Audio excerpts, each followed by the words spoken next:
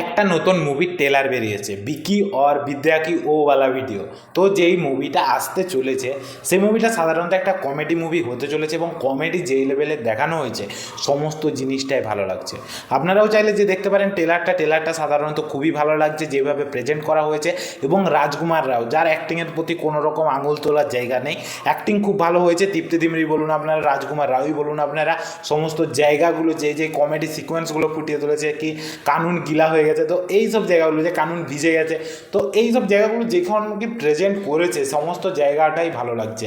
এবং তারপর অনেক সিকোয়েন্স রয়েছে, শেষে আবার দেখছি কিছুটা হরার টাচও দেখানো হয়েছে, কি তৃপ্তি দিমরিকা থেকে ভয় পেয়ে যাচ্ছে এবং সেইটাকে মারতে লেগে যাচ্ছে। তারপর এখানে স্ত্রীর ক্যারেক্টারটাকেও মনে হয় কিছুটা শেষে দেওয়া হবে, কারণ যেভাবে পাটা দেখা যাচ্ছে চলে যেতে, সেই জিনিসটা হয়তো কিছুটা দেখানো হতে পারে।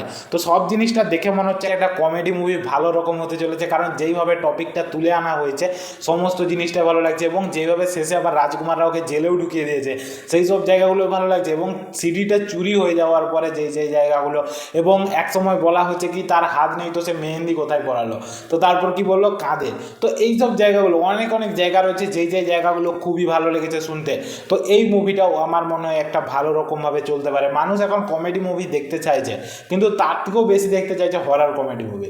তো এখানে কিছুটা যদি হরর টাচও দিয়ে দেওয়া হয় শেষে, তো কিছুটা হলেও ভালো চলতে পারে।